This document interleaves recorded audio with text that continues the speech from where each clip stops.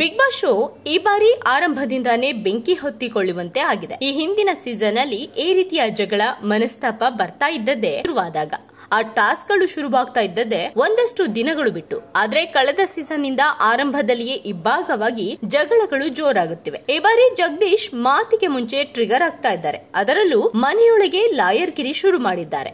Social ಮೀಡಿಯಾದಲ್ಲೆಲ್ಲ Jagadish ತಮ್ಮ ಮಾತುಗಳಿಂದಾನೇ famous ಆಗಿದ್ರು. ಮಾಜಿ ಸಿಎಂಗಳ ವಿರುದ್ಧ ಕೆಂಡ ಕಾರ್ತಿದ್ರು. ನಿಮ್ಮ ಬಂಡವಾಳವನ್ನ ಬಯಲು ಮಾಡ್ತೇನೆ ಎನ್ನುತ್ತಿದ್ರು. ದರ್ಶನ್ ಕೊಲೆ ಕೇಸಿನಲ್ಲೂ ಮಾತನಾಡಿ ತಪ್ಪು ಅವರದ್ದಲ್ಲ ಎಂದು ಹೇಳಿ ಸುದ್ದಿಯಾಗಿದ್ರು. ಆದ್ರೆ ಈಗ ಬಿಗ್ ಬಾಸ್ ಮನೆ ಮಂದಿಗೆ ಆತಂಕ ಹೆಚ್ಚಿಸಿದ್ದಾರೆ. ಹೊರಗಡೆ ನೀವೇನೇನು ಮಾಫಿಯಾಗಳನ್ನ ನಡೆಸ್ತಾ ಇದ್ದೀರಾ ಅದೆಲ್ಲವನ್ನ ಬಯಲು ಮಾಡ್ತೇನೆ ಎಂದಿದ್ದಾರೆ. ಅಷ್ಟೇ ಅಲ್ಲ, ಮನಸ್ಸು ಮಾಡಿದ್ರೆ ನಾನೊಂದು ಹೆಲಿಕಾಪ್ಟರ್ ಬುಕ್ ಮಾಡ್ತೇನೆ, ಸರ್ಕಾರವನ್ನೇ ಅಲ್ಲಾಡಿಸಿ ಬಿಡುವ ಸಾಮರ್ಥ್ಯವಿದೆ ನನಗೆ ಅಂತ ಹೇಳಿದ್ದಾರೆ. ಮಾತು ಮುಂದುವರೆಸಿದ ಜಗದೀಶ್ ಬಿಗ್ ಬಾಸ್ಗೆ ಸವಾಲೆಸೆದಿದ್ದಾರೆ.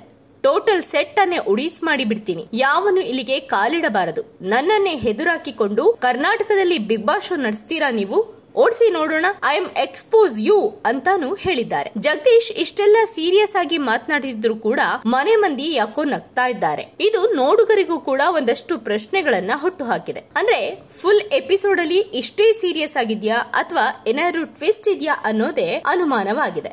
ಇದಕ್ಕೆಲ್ಲ ಫುಲ್ ಎಪಿಸೋಡ್ಗಾಗಿ ಕಾದು ನೋಡಲೇಬೇಕಿದೆ.